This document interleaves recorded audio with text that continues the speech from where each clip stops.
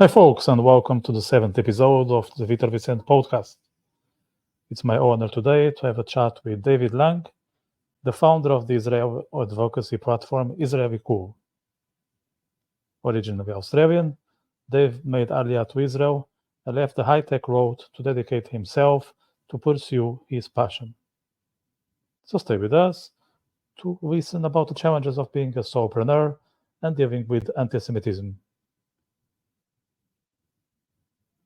I would be very thankful if you could subscribe to my channel. And also, if you enjoyed this episode, please drop us a thumbs up. I will see you in a sec. Hi, Dave. Welcome to my podcast. Thanks for having me. How's it going? Good. I'm so delighted to have you here because I've been following your content maybe for 10 years, if not more. And yeah, I think it's very appealing from many angles, and I want to explore that in this conversation because I think the people out there, those who don't know your work, I'm sure they're going to be interested after this chat. And what I like about it is not just the content itself, but your style. I think your style is outstanding if I compare to the majority of the other bloggers. I think you have a great sense of humor, and you put things in a way that they are not just heavy, but they can be appealing for people that are not really into those topics. They can just get into it because they connect with the style. So I think it's very interesting. But before we get into yourself as a solopreneur, a blogger, your personal journey, that's something I want to ask because you are based in Israel. For those who are not aware of it, you are based. Where in Israel are you, by the way? I'm based near a city called Modi'in, which is between Jerusalem and Tel Aviv, for the uninitiated. Yeah, great. So how does it feel to be in Israel a bit more than 6 months after the barbaric attacks of the 7th of October? Well, I mean, just to put things in perspective, I've been in Israel for a total of over 23 years. So for me, there is no question that I'm in the right place. But if I take your question a bit differently, what's the feeling in Israel right now? Yes. 8 months or so after the tragic events of October the 7th, it's very heavy. I've got to be honest with you. There is a sense of unity. That's the positive side of things. But on a personal level, and my story is not dissimilar to the story of many people you'll speak to, it's a struggle. As I keep telling people, I don't sleep at night very well. There's a heaviness to life, even though I got married again only in August. So this should be a time, a happy time for me, being a newlywed again, as it were. There's this dark cloud hovering over me and hovering over many people that I speak to. And it's this, the effects of October the 7th. There's a national trauma that we're going through, which translates to personal trauma. Some of us know people that were killed on October the 7th. And even if you don't know someone personally, you know someone that knows someone, or your kids go to school with someone that lost a family member or a teacher and the like. There's like 1 degree of separation with everyone. And to add to the heaviness of it all, it's not just October the 7th and the physical consequences, but it's the rise in anti-Semitism that has accompanied it. As someone that follows worldwide anti-Semitism, even I was shocked that perhaps we got a day's respite from it, where maybe some people felt a bit of compassion for us, and then it was, not just resume regular transmission, but let's up the anti-Semitism, as it were. And the levels of anti-Semitism that we're seeing right now are sky high, probably Holocaust levels of anti-Semitism, and we could make other analogies to the Holocaust in due course, if you like. Yeah, that sounds very heavy. If you are doing analogies with the Holocaust, I mean, what more horrifying than going back to one of the most shameful periods of human history?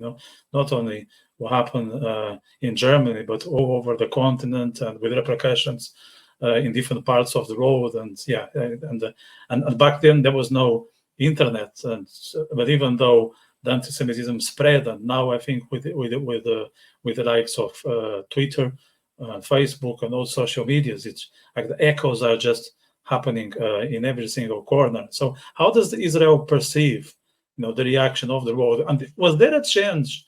So there were like two questions. That was there a change straight after the attack and after Israel went to Gaza and responded to the attack, or was always the same sentiment? No, what you'll notice is that the anti-Semitism occurred before we even set foot in Gaza in response to the attacks. I'll give you an example. In Australia, there were horribly anti-Semitic rallies, for instance, outside the Sydney Opera House.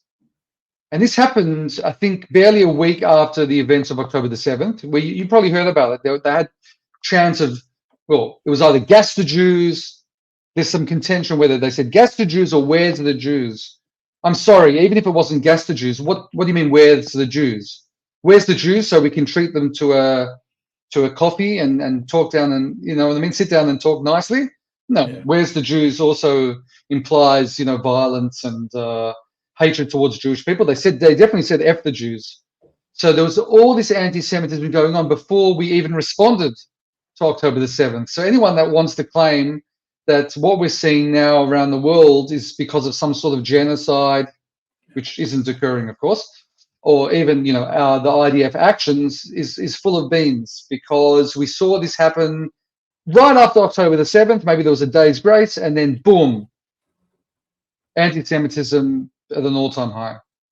Yeah, and I wonder, how these speeches, these sentences, these slogans, as you just mentioned, "F the Jews," are compatible with the so-called, political correctness, because they are all about how they call it, protecting hate, trying to prevent specific groups to be targeted. But then when it comes to the Jews, it seems they do exceptions, or they don't know this is happening, or they are just stupid, or all of these three options. I don't know. Option one, there's an exception. And all the so-called woke causes, that supposedly stand for human rights, they don't stand for human rights for Jews. Whether, for instance, it's the rape of women, the Me Too movement. Where's the Me Too movement now? When we know that there were Jewish women that were raped on October the 7th, they're silent, or they're in denial. I shouldn't say they're in denial. They're denying it. That's even worse than being in denial. Yes. Because in denial implies somehow it's some sort of psychological mechanism to protect yourself. But they're actually denying it, because there are two separate rules, those for the rest of humanity and those for the Jews. And we're seeing it so clearly now. And as upsetting as it is, there is an advantage to it, because at least maybe it will jog us, the Jewish people, into action to understand that we have to look after ourselves and we can't rely on other people. There were so many people in these woke intersectional movements who were Jewish, liberal, so-called liberals and progressives, many of whom are still progressive. But I've spoken to a fair number that used to be part of these movements that have left because they feel betrayed. Yeah. The people that they stood side by side with, for instance, in Black Lives Matter movement, who are now propagating the worst anti-Semitism in the wake of October the 7th, it's caused these people to rethink their views and their priorities. Yeah, 100%. Actually, I had one of live examples in my podcast. I think it was maybe 2 months ago. So this guy, it's 100% Democrat. He's based in the US, and he was very keen to follow the liberal agenda. And he was caught by surprise by the way they are reacting to the Israel the response to the October 7th. I told him, I think you are a bit naive. I could see that happen. These people, they have no respect for human rights. They just use this as a platform to promote themselves. And if now what it serves a purpose is to target the Jews, then let's go for it. So they're not clever at all. All they care is to look good at the eyes of public, whatever does that cost. Even if in 10 years is going after the gypsies, they don't care. Is what serves their purpose. So No, you cannot rely on them at all. But let me go to your journey, because I think your journey is quite interesting, and people will be fascinating to see how did you get into it. So you have this, let's call it a portal called Israeli Cool, which, just to start with, I'm a big fan of the name. When I saw it, I was Oh, already really? interested. I'm actually not a Coming. fan of the name, to be honest. No, so congrats for the person. Whoever is the person, I can send him or her the congrats, because I think it's different. It's different. It's not like In Defense of Israel, the Lion of Jerusalem. No, it's different. It's like informal to start with, So I think it's really something.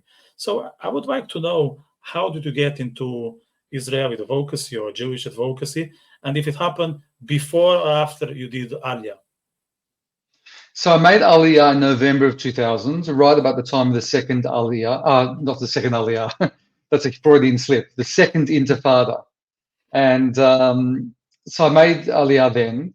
And I made Aliyah. I met a lady, and I got married, and she lived here. I lived in Australia. I moved over to Israel.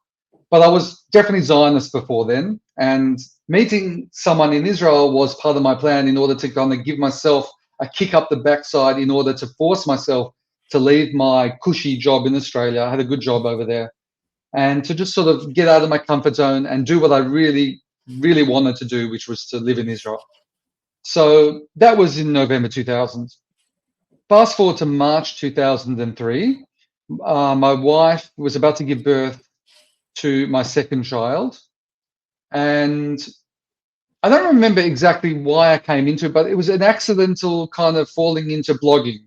I found out about this new thing called blogging. So I'm really aging myself now, by the way. This is before Facebook, Twitter, social media. There were blogs. There still are blogs, but they're less of a thing now. And I just heard about it, and I thought, oh, wow, it's like, I don't know what I was thinking. Maybe Captain's Log from Star Trek, blog.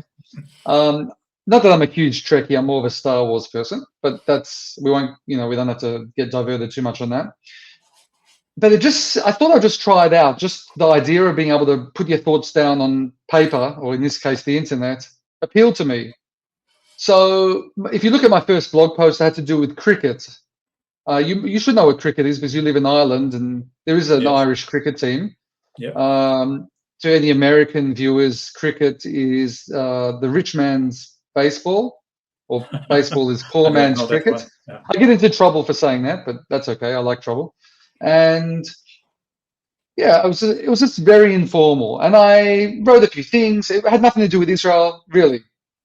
So I kind of got into it accidentally. And then what happened was, months later, we assassinated a Hamas terrorist called Rantisi in a helicopter strike.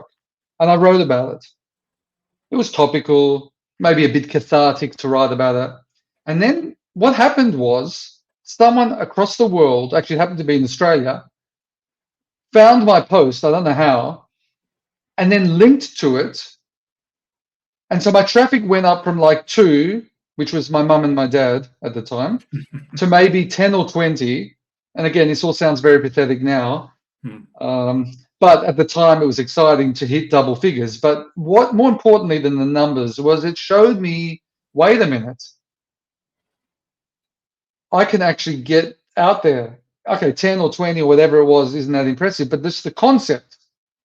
Yeah. This blog doesn't have to be just a cathartic outlet for me.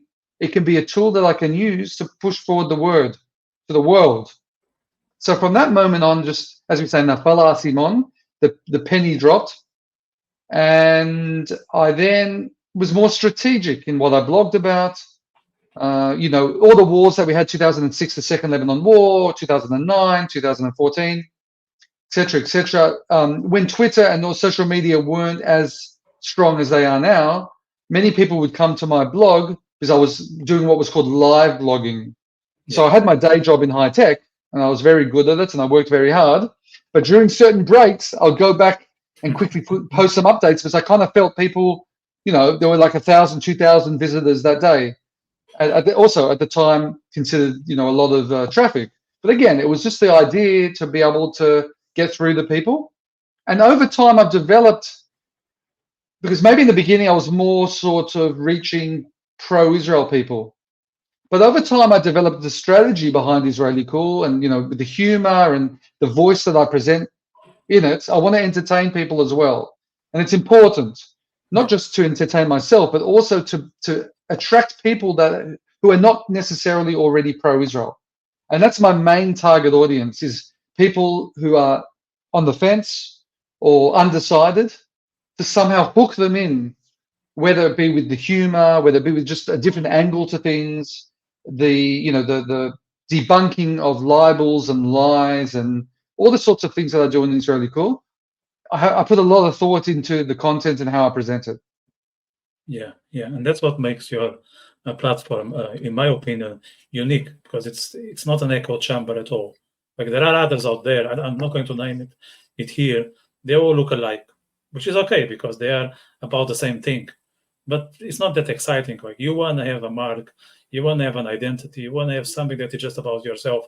And in my opinion, you do it, and very well. And you mentioned this transformation thing, and I think, correct me if I'm wrong, but I think one of the things you did was you got some Arabs to write about how they changed their mind about Israel, and they even wrote like articles, and that's like remarkable. Can you expand a bit on that, please? Yeah.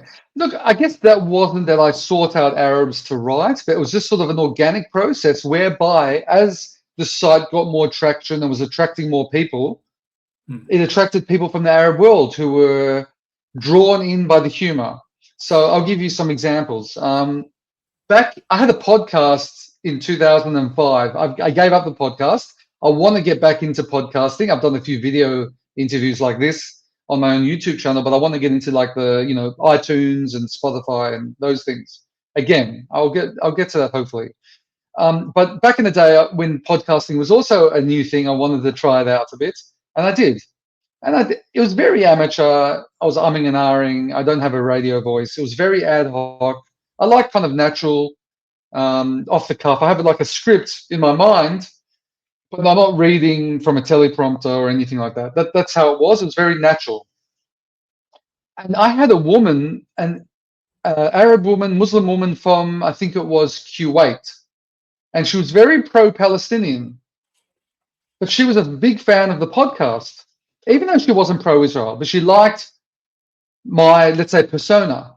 She found it funny. She laughed at my jokes. She just liked, and I gave a human side to Israelis.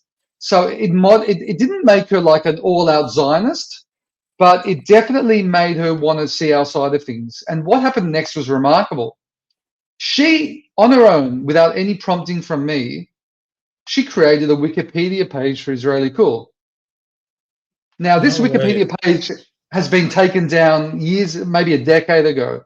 Some anti-Semites found a reason to try to strike it out, maybe not know, whatever, some bogus reason, and, it was taken down. But the person behind it was this pro-Palestinian Kuwaiti woman.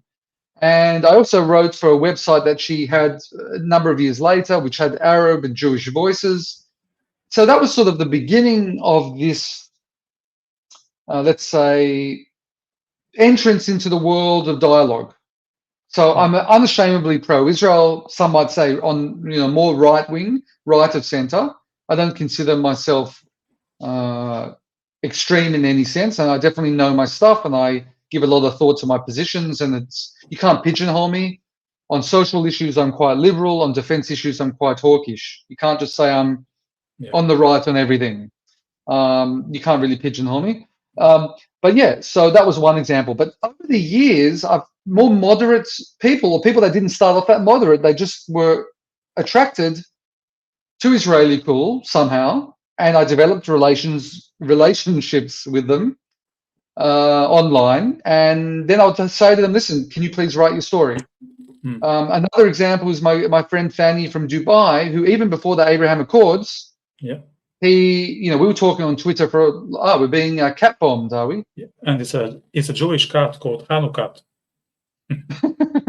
Okay, this is my first interview where I've been cat bombed. Well, this is first. He's the first participant. Yeah. I was going to make another joke, but I won't. So. Go ahead. No, there might be kids watching this, so I'll leave it at that. But anyway, so Yeah, exactly.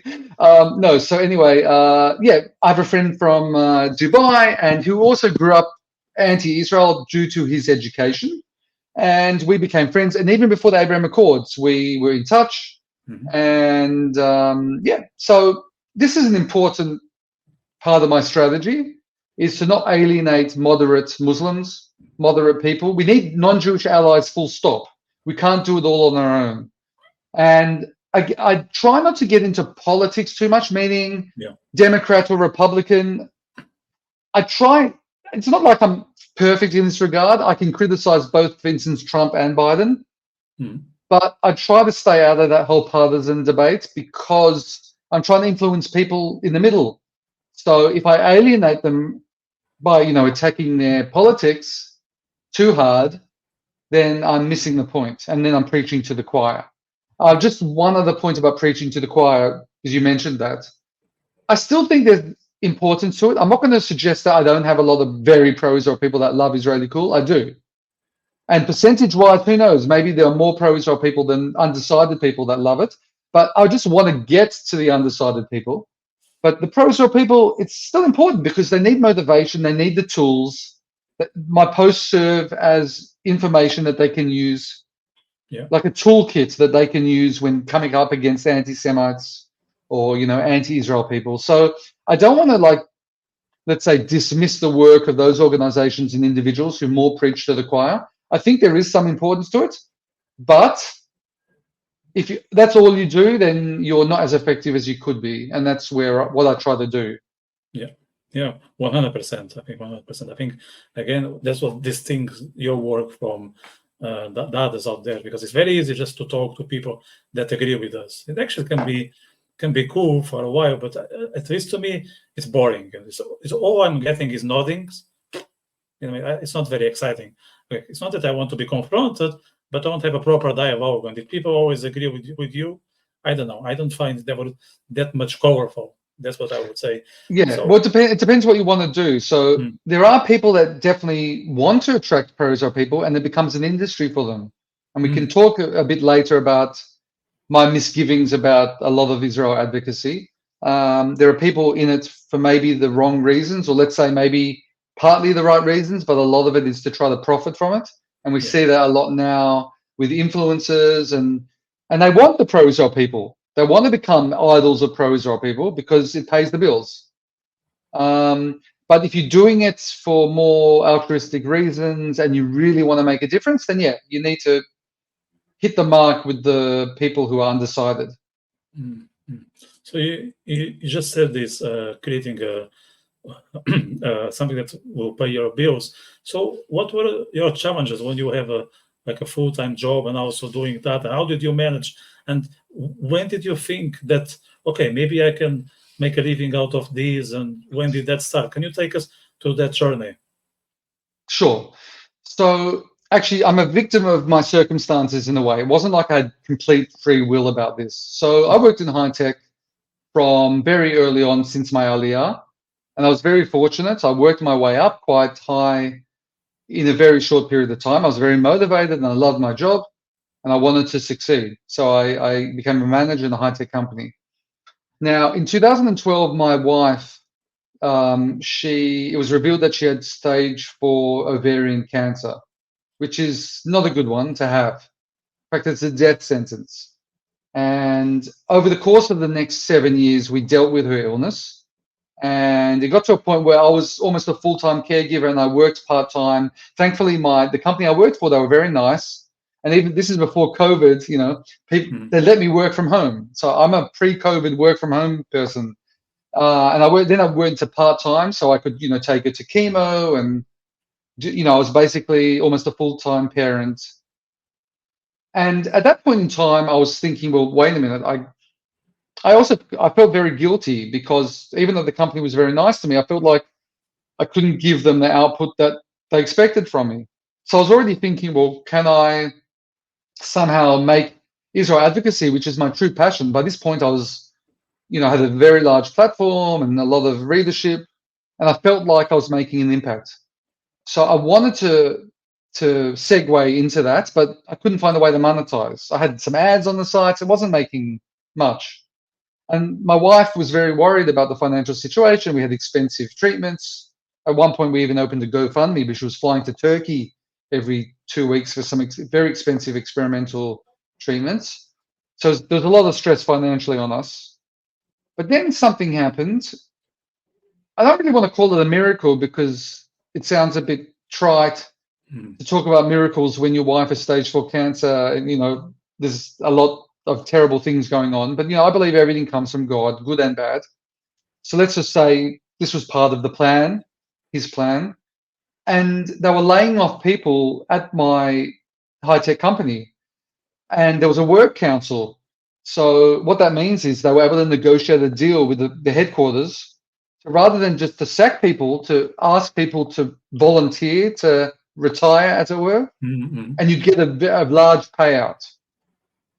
So guess who was one of the first to raise their hand? And I said to my wife, listen, this is an opportunity for us. I'm about to receive a payout. So that will give me some years to try to develop this into something. And then I'm able to look after you, not be conflicted about, having to work after. And she says, go for it. I got a blessing, which is very important to me. So what I decided to do at that point is start a non-profit from Israeli Cool, because I could have just tried to monetize and had a website whereby, with a paywall, like Haaretz and other Substack or whatever, to get people to pay to read. But that defeated the whole purpose of it, because I want to get to as many people as possible. How can I put in a paywall to sort of favor the people that are willing to pay money to see my work and hide some of my posts from people when I wanted to reach the people? And a lot of people I want to reach, they're not necessarily going to be regular readers. I wanted to somehow get to them and then them to be influenced by my work. So, and I thought by making a non-profit, what I can do is, one, it suits the model of a non-profit because it's an ideology. I'm idealistically motivated by what I'm doing. There's a mission behind Israeli Cool, Israel Advocacy. That's the name of the non-profit. So it kind of fitted in that sense. It was in a more pure sense. But also I felt, well, if people want to support my work, they can get a tax deduction, at least if they're from the UK, Israel, and America. They're the 3 countries I'm able to offer that to. And so I made it into a non-profit. And look, I won't lie to you. I'm not setting the world on fire in terms of my salary from the non-profit. I'm still trying to raise more donations. It's a struggle, but I'm so invested in it and want to make it work that I'm willing to go forward with it. And I just think the work's too important. And Israeli Cool is providing something valuable for the world. So I'm going to hopefully be able to continue and grow from strength to strength. I want to bring more people on board because it's very hard as a one-man show. But I've been doing some collaborations with some volunteers. Animated videos I've started on, and I want to do other collaborations on videos. So hopefully we can grow from strength to strength and persevere with this. So would you consider yourself a one-man media? At the moment, I am a one-man media, but I don't want to continue being a one-man media. I think I've started something great, a platform, and I want to bring more people onto the platform. They can benefit from it and hopefully be able to have a greater reach and influence and reach the people that we want to reach and influence. Yeah. There are a lot of challenges to be one-man media. There are also a couple of benefits, but from my experience, what I can say is like the more I do things by myself, the more I grow my network. Like for instance, I started a YouTube channel with 3 Brazilian fellows. So it's like, because I have a few things in common, so we can explore those. It just happened because I put my face out there, not because I asked to be part of that crew. I think the synergies happen for those who are on the field, let's say, and they are open about it, telling who they are, not putting a face mask or some other BS in front of themselves. They are just authentic, and I think authentic people attract each other. Same as the other way around. Like Sure. Politicians and media and all that. So I think that there are benefits about it. I totally agree with what you're saying. Absolutely. The other journey I will be interested, like you mentioned, more or less where you are politically. You also mentioned about your career, from having a full-time job and now dedicating yourself to Israeli coup. In terms of faith, from my understanding, correct me because I did some research, but I mean, maybe there's more I should be aware of. You were more secular than you are right now. So what happened and where are you at the moment? Okay, so I agree. Yeah, I did grow up secular. That is absolutely correct. And when I was about 18, so I finished my schooling, I wanted to go to Israel for a year on some secular program, maybe on a kibbutz, habonim, something like that. But my parents were very, very much about, well, get your education first. Don't waste a year. Don't do what's called a gap year. And so they kind of bribed me in the sense, I'd gotten into law school and they wanted me to do law school. So they bribed me in a sense with this program, which was called Counterpoint America. They had these Counterpoint people that were yeshiva university students from America, New York, that would come to schools in Australia and, give them a taste of Shabbat and more religious things. And this was the first of their programs where they were going to bring out some students to America for like 6-week program to a yeshiva university in New York, Washington Heights, to experience a bit of Yiddishkeit, as it were. So I thought, you know what? Okay, fine. I don't need to take a whole year off. I'll do this. It's a religious program. At the time, I remember thinking, but it's a religious program. That's a bit. But, I do want to see New York. So I kind of treated it initially as like an opportunity to have a nice little holiday. I was kind of keen also to get into law school, continue with my education and, get on with things. I was very kind of motivated with my career. So what happened next was unexpected. So it inspired me. And it was just being exposed to religious people. I had a stereotype in my head about religious Jews. I thought they were all kind of ultra-Orthodox, what we call ultra-Orthodox Haredim. I actually wasn't aware that there was this thing called modern Orthodox. Modern Orthodox are people that live in the world, have regular jobs, they watch television, like you and me. Well, actually, I'm actually modern Orthodox, but like the regular person, but they actually have this spiritual component to their life, this richness to their life. They're proud of their heritage and they keep the Torah. And it really appealed to me because I think even though I was secular, I was spiritual. I'd pray every night. And, I liked Shabbat meals and the Kiddush. I'd go out afterwards. I wouldn't keep Shabbat, but I liked it. I was attracted to the heritage. And this was just a spark that was lit for me, just being in New York amongst these religious people, learning some Torah. And I became very curious from this 6-week trip. So to the point that when I started university, I would have a yarmulke, a kippah in my bag, and every lunchtime I'd put it on before I would eat and say a blessing, and then I would take out a book, a Torah, and read it. This was initially, my university experience. Now, don't get me wrong, I also experienced university to the max and enjoyed all the things that come with that. And all the forbidden fruits, as it were, that come with that. But I didn't see any hypocrisy with that because I was growing. I was going in a certain direction, and I was exploring, and I was trying to grow and see, what would happen with that. And what happened was, but I needed more. So I stalled my education. So the next year I said, I'm going to seminary, yeshiva, in Israel, Jewish seminary, to learn more Torah, because I can't do it like this. I have to immerse myself and see if this is right for me. So this whole plan of my parents to blackmail me, to make me avoid losing a year of university and taking a whole year in Israel, it backfired completely because I ended up doing it for my second year. I did it anyway, but instead of going on a secular program, I went on the religious thing and I became religious. And my parents weren't thrilled with that. I won't lie about that. But, I've taken my time over the course of the journey. I went back to Australia after that year. I had the bug.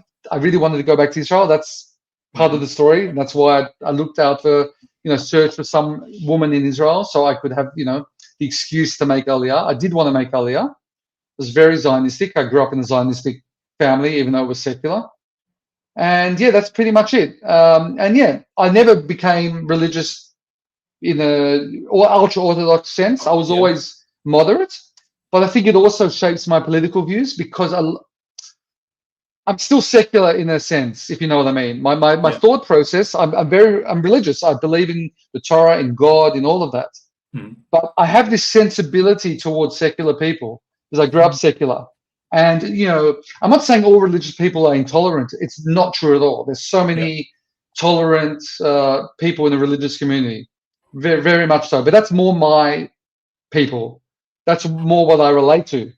When I see a secular person who doesn't keep Shabbat or anything, I don't relate to them any differently because that's my upbringing. That's me as well. I get on Yeah. very well with secular people, but at the same time, I get on well with religious people because I have something in common with them as well. And I think Mm-hmm. it's a strength. It's a bit of a superpower. And I think also it has an influence on Israeli cool, wanting to appeal to people who are in the middle and not just people in my camp. Yeah. It affects my whole thinking around advocacy as well, if you know what I mean. Yeah. So humor is one of the aspects that I think stands out in Israeli coup and in your interventions. Is that something that you use intentionally, or do you think it's just an accident? Oh, what? Sorry, I missed the first part. What The, is? the humor, when you use humor. Humor. Yes, yes. No, it is deliberate, but humor. That's me as a person. So Mm. if you ask my wife, one of the things that attracted her to me, besides my great looks and my hair and all of that sort of Yeah. stuff, is humor, and it's important. That's part of me. It's an Australian, like many Australians have humor. I Yeah. think to generalize, there's an Australian sense of humor, bit of a laid-back humor. So it's important. It's part of who I am. But at the same time, I do recognize that it's a great tool to use. So it's sort of a hybrid answer. I wouldn't say I use humor just because it's a strategy of mine, but no, that's not the case. I use humor because I enjoy it and it's who I am. And in addition, I realize it's a good thing and an effective tool. Yeah. No, I totally relate to that. I think it's a weapon, and if you know how to use it, it's It like is. it's freaking Yeah. effective. Like it's almost unbeatable because people will never turn the back on you just because you are funny. They can turn the back on you for all the reasons, but because if you are funny, it's never unattractive.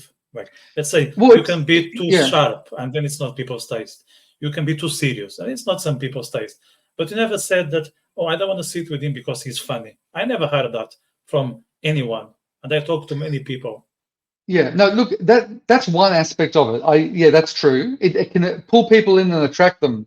But there's another component which I enjoy, and that's how it disarms the anti-Semites and the haters. Yeah. And I'm seeing this very clearly now, for example. So I told you a bit before about these animated videos that I've started producing with an Israeli animator. And we just released our second video, and it was basically about a queer for Palestine Yeah. that had a I saw that one. GoFundMe. Yeah. Yeah. Now it's had like 4.3 million views and counting. It's gone absolutely viral. An Israeli at least one Israeli news site has covered it. Now, and I came up with the script, and even as a child, I used to love drawing cartoons and doing comic strips. I'm not good at drawing, but I have the creative side and the humor.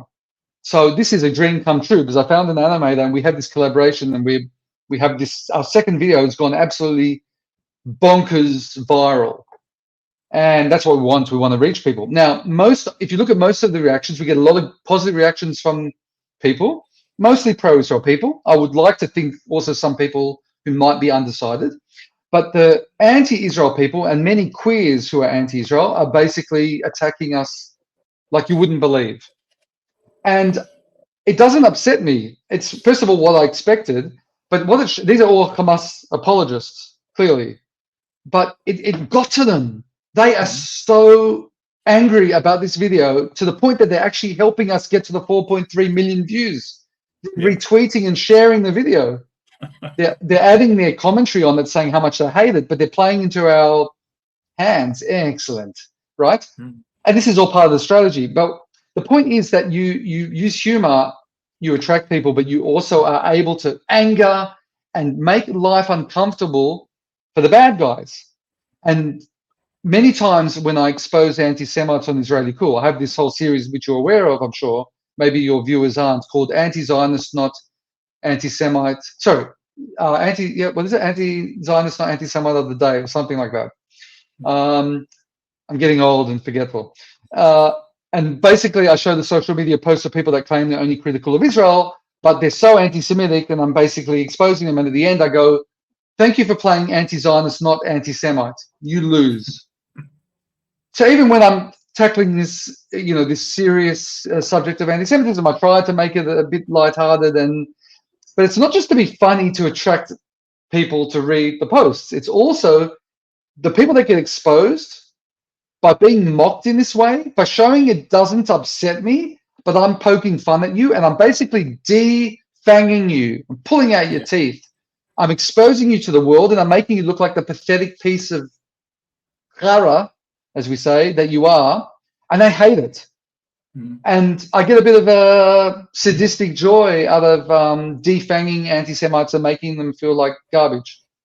Yeah, it's so pleasant, to expose them with humor, because they're not prepared. Like most people fight with anger, with resentment, with frustration, and we all have those feelings. Like we are not superhumans. We are just like we are not like them, because we have this humor at reach and we use them very effectively. But we don't go that way. We know that there is avenue, but we prefer to use another one. Actually, the other day, I had someone writing a comment, like I posted some pro-Israel, I think it was a short with Firak, I remember well. And someone just wrote, "Free Palestine" and watermelon and all that. And then I checked her profile in Instagram, because it's a her to me, and she had pronouns she/it, she, it. And I just replied, "Sorry, I think you forgot 2 letters in your pronoun before it, and the letters are SH. Yeah, well done. Yeah, exactly. So that's the sort of thing. And that's the way. And not only do they not like it, but like when you elicit anger or a bad reaction from them, that's also a useful tool for us. So, yes. I mean, I went, as I mentioned, my wife was very sick. She eventually passed away after 7 years. And the anti-Semites came after me and they were mocking her. And they were mocking me and they said she died for her sins and my sins. Absolutely disgusting. People were saying, "David, are you okay?" And I'm like, "I'm great." No, obviously I'm not great. I'm mourning my wife. But their reactions, I'm able to separate it and say, "Listen, this is a gift for me." These people are so full of hate. I would expose them. I would write posts about their reactions. I'll do tweets, screenshots, showing the people on, in the middle and the undersiders, listen, you want to be on the side of these people that would mock a cancer victim? So it's not just the humor. It's use their words and their shitty behavior, pardon my French, against them. Don't. This is one of my advice to advocates is to keep your eye on the prize. Keep your eye on the prize. Know what your goal is. Don't get sidetracked. Don't get angry. Don't get too emotional. When they're nasty to you, use it. It's a weapon. And once you do that, you can be extremely effective, because many things in life are certain, or there are a few things: death, taxes, and anti-Semites being shitty individuals. And you use that against them, and voila, you're winning. And again, I subscribe those three things. Like we need to walk away from them as much as you can. Just come to mind, I was talking, they were mocking your wife while she was seriously ill. I saw a video like a few months ago about Jordan Peterson's wife, who also had cancer. They were mocking her. They were saying, "Look at her; she looks like a ghost. Look, she's that pale because she's at home while the man is just giving speeches." When they don't know, because Jordan Peterson, in fact, he brings her to most of the events, if not all of them. So at least, before making your stupid jokes, do some research and don't make a fool of yourselves on camera. I was so disgusted by seeing that. I was like, "Fuck's sake! How can you be such such asshole?" Like, so for the but that's what they are. That's the point. Yes. They are assholes, and we need to expose them for their assholery. And the more asshole they are, the better we are for it, if we use it correctly. So in terms of Australia, and talk about the Anglo-Saxon road, which, in my opinion, is great with humor, same as the Jewish community over the world. I think it's something that they both share, and sometimes the humor is it's similar, at least in my experience. How woke is Australia these days? Because I heard, like, let's say you look at Sky News Australia, it's like, wow, there is hope here. Then you look at the national TV, like, I will never move to this place ever. So where is Australia on this regard? Yeah, no, you're 100% right. Sky News Australia, as opposed to Sky News England, two separate beasts. In fact, Sky News Australia is probably the most pro-Israel news outlet in the world, and I'll let you in on a little secret. You know, I have contacts there, and they use my posts all the time for their news, for their segments. I'm friends with a number of presenters there. It's no secret, and that's part of what I've tried to get into, not just my website, but also try to get into the media. And it doesn't have to be my beautiful face in the media, but, you know, as long as my information gets there through someone else, that's okay. I just want to influence people, if you know what I mean. But yeah, no, Australia has its woke people. There's the Green Party, and, you know, you've got this Palestinian movement there. And, you know, they're trying to, it's like what's going on in the United States, where you have these anti-Israel people trying to find common cause with Black Lives Matter. It's a similar thing going on in Australia with the Indigenous people. And it's a very cynical ploy that they're trying to say, listen, we're Indigenous, you're Indigenous, let's push back against the colonizers. And it's a similar movement. But, you know, I don't know the extent of how popular are these people. Yeah, a lot of the university students and universities are infiltrated with this woke hive mind virus, for sure. But if you talk to regular people on the street, there's plenty of support for Israel, I'm sure, more conservative people. It's just that people make a lot of noise, happen to be these woke tards. So, or wokesters, for the more politically correct of you. So, yeah, there are some very worrying signs in Australia, for sure. But, you know, we have to treat them like we do the ones in America and in Europe. And, for instance, they are trashing America in America. They trash America. Death to Israel, death to America. We've seen that. And similar things in Australia, where they call Australia a trashy, white, settler, colonialist instrument. We have to expose these words of these people. They're biting the hands that feed them. They've got the free speech because they live in these beautiful countries. Yeah. But they're trashing them. So every time we see something like that, we have to expose this. Because, we want to not just appeal to the pro-Israel people. How do we get people who are undecided? We appeal to what would annoy them. So, for instance, you've got all these protests going on, right? And you have a working class person in Australia trying to get to his job, but there are these protesters lying in the street, and he's late for his job. He's going to start getting pissed off. He might not have any dog in the game in terms of the Middle East conflict, but if you know, remind people like this, look what they're disrupting your life. Yeah. Look at their shitty behavior with these protests. They disrupted carols by candlelight, you know, this Christian for Christmas. They've got no shame. They disrupt all sorts of religious services, sporting events. I think the Australian Open was disrupted. So we have to remind the average person what these anti-Israel, well, I was going to say pro-Palestinian, but real anti-Israel, anti-Semitic people are doing to inconvenience them in order to make them more invested in what's going on.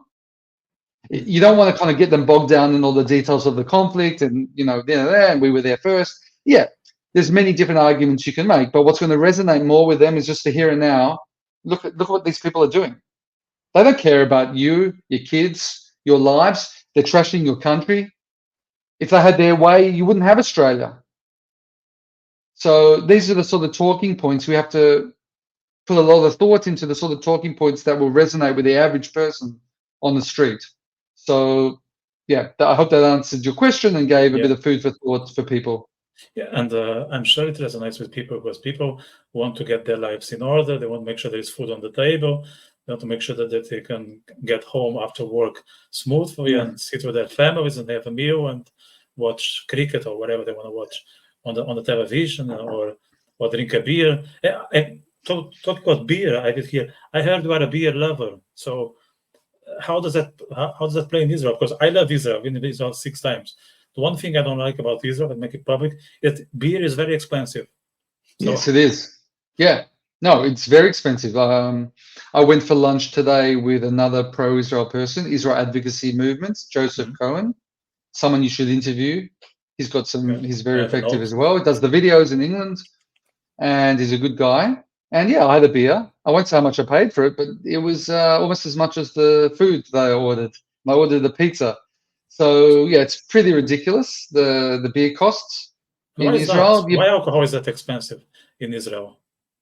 demand and supply because people are stupid. People like me are stupid enough to pay for it. Yeah, What else can I tell you? I bought a beer knowing I could have got it for 6 shekels if I bought the bottle in the supermarket. But I was in a cafe and we're having a it's good different. Yeah, conversation and I wanted a beer. So yeah, yeah. I mean, if it costs the same as the meal, then yeah, then I think I think you would think about it before ordering it. Yeah, actually. And I yeah. heard that in Australia, I was actually this afternoon I was talking to a fellow here. He said that in Australia the prices are also going up because his wife is Australian. She lives in Sydney, and he's Irish, and they Okay. live far from each other just to keep the spark, as they say it. Wow, And that's one method. Yeah. yeah, one method. Yeah. So maybe is for people out there who are struggling with marriage, maybe we can also give advice in that regard. And he said that like a beer in Australia can cost like 10, 12 euros, which I don't know how much is that in Australian dollars, but here it's 6 euros and we complain. I'm just trying to do the math. €6 is about 24. What, like for a bottle of beer? Yeah, like I say, you go to the pub and you order Oh, a beer. okay. Yeah, So 24 shekels. So it's about my six beer euros. today was about 28 shekels. Oh wow, I feel even better about it. Yeah, so there are It's not that much advantages. more expensive, I guess. But in the supermarket, you'll get a beer, like just say Carlsberg or Tuborg, you can get a 6 pack for 36 shekels. That's €9. 6 beers, bottles of beer. Yeah. So that's in the supermarket. The beers here are not so expensive. So I feel less bad about it now that you told me how much it costs in Ireland. Yeah, but the only thing with drinking at home, I feel like back to the pandemic times or whatever you want to call it, like sitting at home, watching a podcast, now that we're in one, and having a beer. It's a bit sad. I don't know if you work out or not. Or back I then do. here, the gyms were closed, and if in Israel was the Yeah. same. So we had to watch these pathetic YouTube videos, and then who am I Ah, yeah, about yeah, YouTube? And like the guy is doing right now, lift the right arm, yeah, now do yeah, yeah, uppercut. I don't miss yeah. that at all. Those COVID things. You can do that. You cannot do that. You want to travel that. You have like two PCRs. It's I don't know. It's not something that I have any nostalgia about it. Absolutely. No, yeah, yeah. But COVID did prepare us a bit for how bizarre the world would become. So it's bizarre in a different way. Hmm. But in some ways, I think COVID was like a preparation for anything can happen at any certain period of time. And this whole Yeah. absurdity that we're seeing October the 7th, and then the reactions to it, the world is so bizarre. But I kind of feel like going through COVID kind of, in a sense, prepared us to some Hmm. extent for the new world that we're in. So when you foresee, say, the next, I don't know, 5, 10 years, like I know we are a very much bizarre context. Do you see any signs of hope? Do you think we are at peak woke and now there's backlash? What's your perspective in general? I do think. Look, I think first of all, more and more Jews are going to come to Israel, and more Jews, even if they don't come to Israel, are going to go over to the right side of history and abandon their being on the wrong side of history. Unfortunately, there's many Jews who are supporting these morally bankrupt causes. We'll separate the wheat from the chaff in that sense, to put it bluntly. And I believe, other than that, I don't really know what's going to happen in terms of woke movement. But I'm hopeful that people will see the light and just see how damaging this is. And the countries that are invested by these woke people and pandering, and there's a lot of immigration to many countries in Europe, for instance, and we're seeing now many of these immigrants from Arab and Muslim countries are biting the hands that feed them, and there is terrorist sleeper cells, and there could be a bit of backlash, and I hope Europe isn't lost. but I'm a bit fearful about it, to be honest. Yeah, there are many reasons like to be concerned. Like we see people just on their knees to, I don't want to sound racist on this, but to other cultures that are not very much welcoming free speech or debate or plurality as such. And I don't want to say It's not being diversity. racist. Yeah, It's about a conflict in values. It's nothing to do with the people and their culture. I think it's fantastic that people have different cultures. Um, I don't want to be like the person that says some of my best friends are Muslim, because it sounds, like when you have the yeah, anti-Semitic, some of my best friends are Jewish. But yeah, I have plenty of Muslim friends. It doesn't even enter my mind that that should be a problem. It's about values. And I have friends who are Muslim and Christian who I'm closer to than many Jews because our values are aligned. We might believe in slightly different things in the religious sense, but we believe in family values and we believe in freedom for all, and this is what's important. And then there are some of my fellow Jews who are pro Hamas. How can I find any common cause with them? So it's not being racist or not. It's about common values. And what I feel we need to do is not make it like a clash of civilizations, like maybe I even believed a decade ago. I don't think it's a clash of civilizations in that sense. I think it's a clash of values. yeah, And you can have many Muslims who are our allies, and they are our allies. We see that with the Abraham Accords. We see that online. So we should, where possible, bring people in and be welcoming towards them. Don't alienate them with some rhetoric that attacks their religion, because every religion has extremists. And we shouldn't position it like, well, this is the core of your religion. Therefore, if you're a moderate, you're not following your religion. That doesn't help anyone to say that.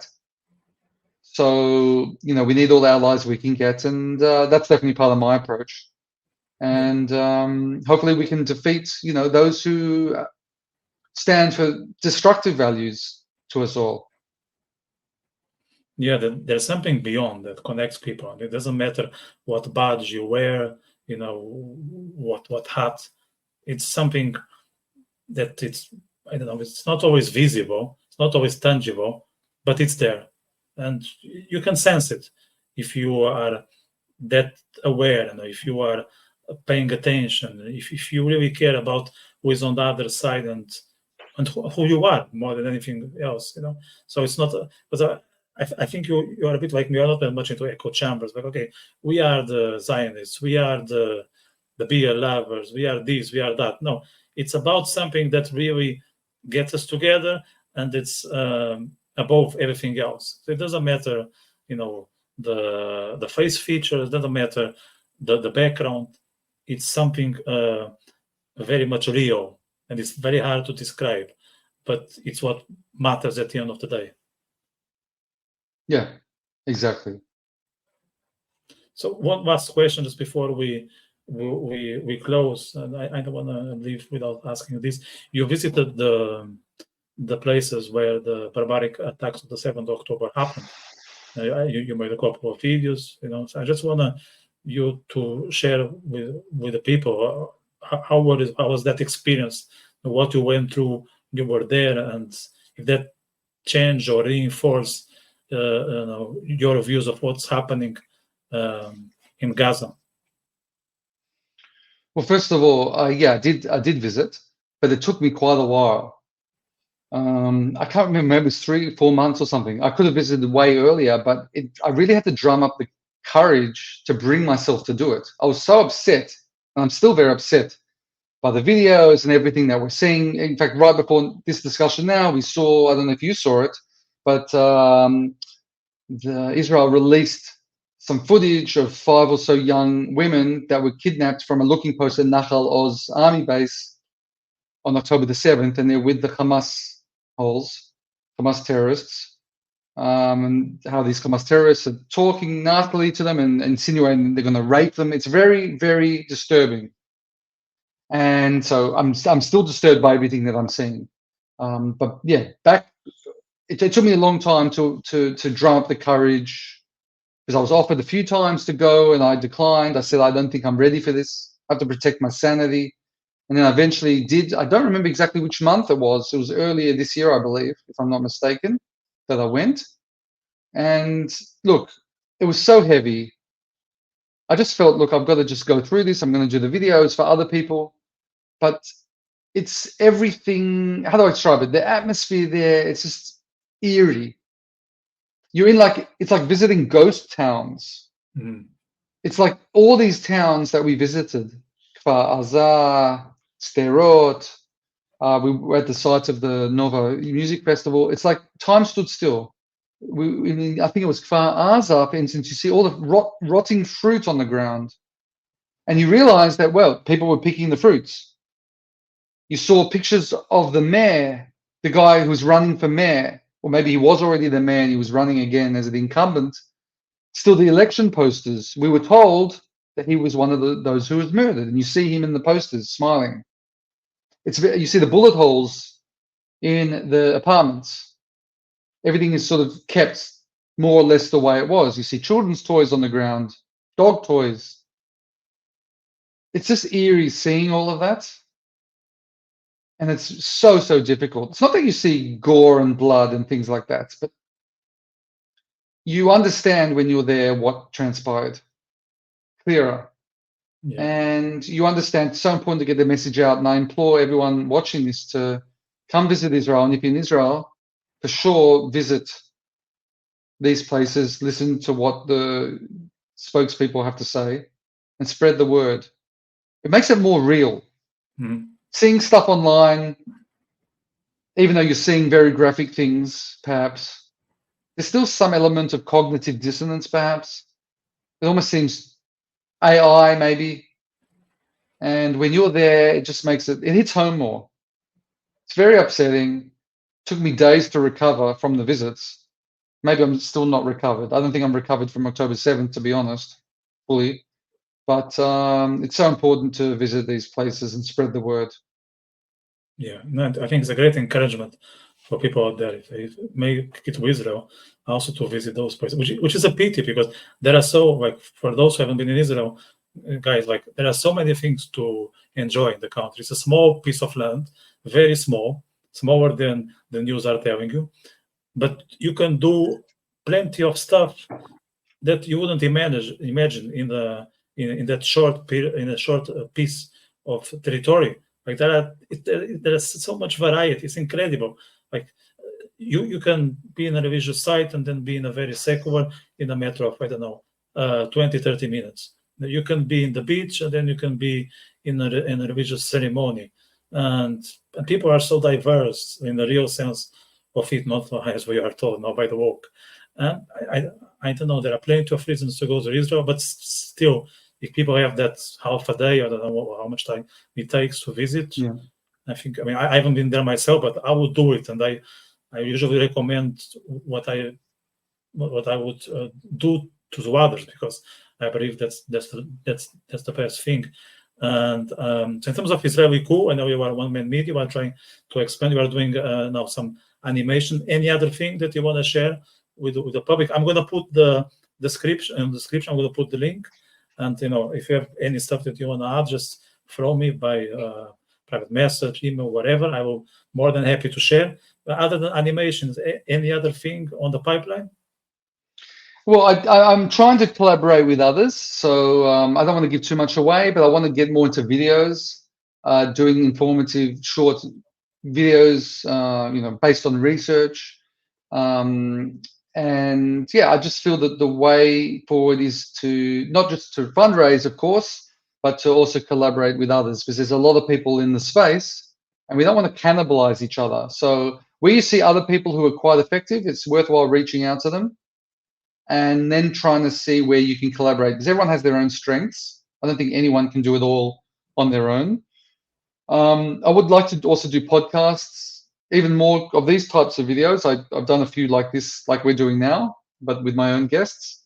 I interviewed about a week or so ago a very interesting guy from UCLA. You might have seen his TikTok videos. The African-American Milagro Jones, who was pro-Palestinian. He became more pro-Israel after all the bad treatment he received by these protesters at UCLA. So I interviewed him. That was a fascinating discussion. So, at the end of the day, well, I see myself doing more of these kinds of discussions. I love the written form and I continue to write, but I also love these kind of informal conversations. It's interesting to me, and hopefully people that watch them are also interested. So yeah, and just to continue to fundraise and be able to provide more content for people to enjoy, appreciate, but also inform them. Cool. Yeah, it was fascinating talking to you, and I'm delighted that I can do as much as I can to spread your work to others there. So I hope we can grow your audience after this conversation. They have already a large audience, but I think you deserve a largest, because your work is it's very I think it's very positive, especially if you take in consideration all the negative of what they're talking about, and that's what makes you unique, in my opinion. So Dave, thanks very much for this. I really enjoyed talking to you, and all the best for Israeli Kubo and all the other endeavors you might pursue in the future. Thank you so much for having me, Vitor. Thank you for the kind words. Thank you for the platform. Thank you for the very interesting discussion and the general support. I hope we can have more discussions in the future, and I hope to see you in Israel soon. Cool. Okay. Take care and talk soon. Take Bye. care. Bye.